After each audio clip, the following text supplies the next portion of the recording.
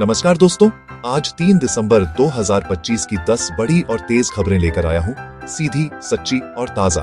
अगर वीडियो पसंद आए तो लाइक, शेयर और सब्सक्राइब करना मत भूलिए और हाँ, घंटी दबा देना ताकि हर नई खबर आपको सबसे पहले मिले। आज का जीके सवाल, सही जवाब नीचे कमेंट में लिखिए और सही जवाब देने वाले एक भाग्यशाली विजेता को नेक्स्ट वीडियो में शॉर्ट आउट एक्सक्लूसिव अपडेट दिया जाएगा। प्रश्न, भोपाल गैस त्रासदी किस वर्ष घटी थी? ए 1969, बी 1984, सी 1992, डी 1980। सही जवाब कौन सा है? नीचे कमेंट करिए और भाग लीजिए।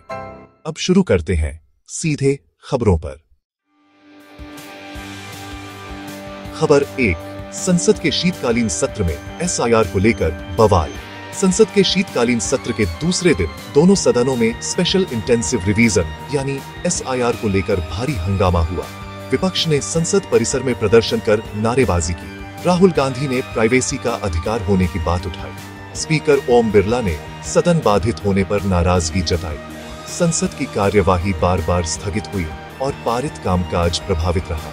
वित्त मंत्री ने 2 अहम बिल भी पेश किए। बढ़ते हैं अगली खबर की तरफ। खबर 2, बिहार विधानसभा में नए स्पीकर की नियुक्ति। बिहार विधानसभा के शीतकालीन सत्र में भाजपा के प्रेम कुमार को सर्वसम्मति से नया स्पीकर चुना गया। आसन ग्रहण के बाद उन्होंने पक्ष विपक्ष दोनों का सम्मान करते हुए बिहार की प्रगति पर जोर दिया। उपाध्यक्ष के लिए जदयू के नरेंद्र नारायण यादव ने नामांकन दाखिल किया है।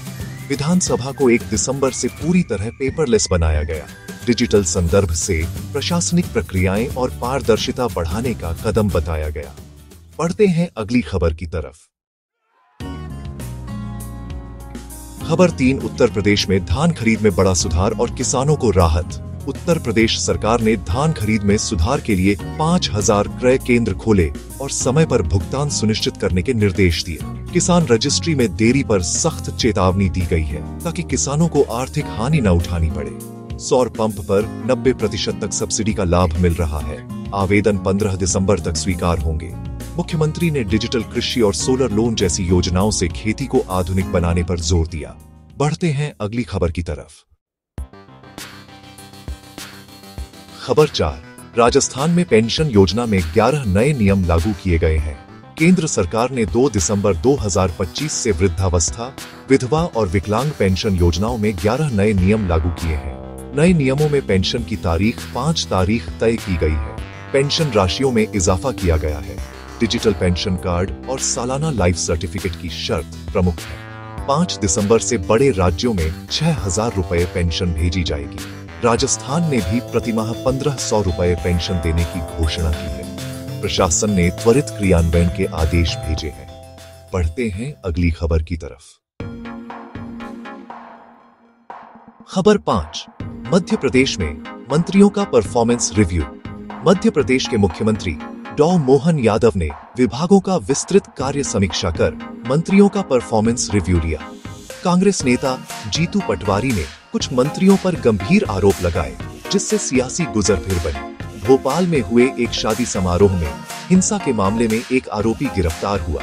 अन्य की तलाश जारी है। साथ ही बीआरटीएस संबंधी निर्देश, ठंड की चेतावनी और कर्मचारी भर्ती की तिथियां भी इस समीक्षा के भाग रहीं। बढ़ते हैं अगली खबर की तरफ। खबर 6, प्रधानमंत्री ने 1 लाख करोड़ रुपए की आरडीआई योजना लॉन्च की है। प्रधानमंत्री ने एसटीआईसी 2025 में 1 लाख करोड़ रुपए की रिसर्च, डेवलपमेंट एंड इनोवेशन यानी आरडीआई योजना की शुरुआत की। यह हाई रिस्क और हाई इम्पैक्ट प्रोजेक्ट्स को बढ़ावा देगी। लक्ष्य भारत को वैश्विक साइंस और टेक्नोलॉजी हब बनाना है। इंडिया एआई मिशन के तहत 10,000 करोड़ से ज्यादा निवेश की बात कही गई और फरवरी 2026 में ग्लोबल एआई समिट की मेजबानी का ऐलान भी हुआ। प्रधानमंत्री ने वैज्ञानिकों को बधाई दी और निजी आरएनडी को प्रोत्साहित किया। बढ़ते हैं अगली खबर की तरफ। खबर 7, दिल्ली आतंकी ब्लास्ट मामले में एनआईए की कार्रवाई। दिल्ली ब्लास्ट मामले में एनआईए ने कश्मीर और लखनऊ में 8 जगह छापेमारियां की। संदिग्धों के ठिकानों की तलाशी और सबूत संग्रह की कार्रवाई जारी है। साकेत कोर्ट ने अल फलाह ग्रुप के चेयरमैन अहमद सिद्दीकी को ईडी कस्टडी में भेजा। आरोपियों में से एक को एनआईए ने रिमांड पर लिया है। राष्ट्रीय सुरक्षा एजेंसियां मामले की गहनता से पड़ताल कर रही हैं और पुलिस आधारित जांच जारी है। तो चलिए बढ़ते हैं अगली खबर की तरफ। खबर 8। भोपाल गैस त्रासदी की 41वीं बरसी। 3 दिसंबर को भोपाल गैस त्रासदी की 41वीं वर्षगांठ है।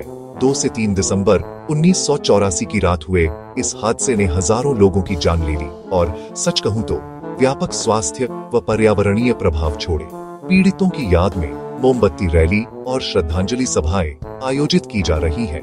नागरिकों और पीड़ित समूहों की मांगे और न्याय की लड़ाई आज भी जारी है और इस साल भी संवेदनशीलता के साथ स्मरण किया जा रहा है। बढ़ते हैं अगली खबर की तरफ।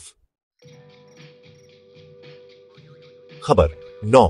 चांदी में जबरदस्त तेजी, 7,000 रुपये की छलांग। पिछले 10 दिनों में चांदी की कीमतों में लगभग 19% की जोरदार तेजी आई।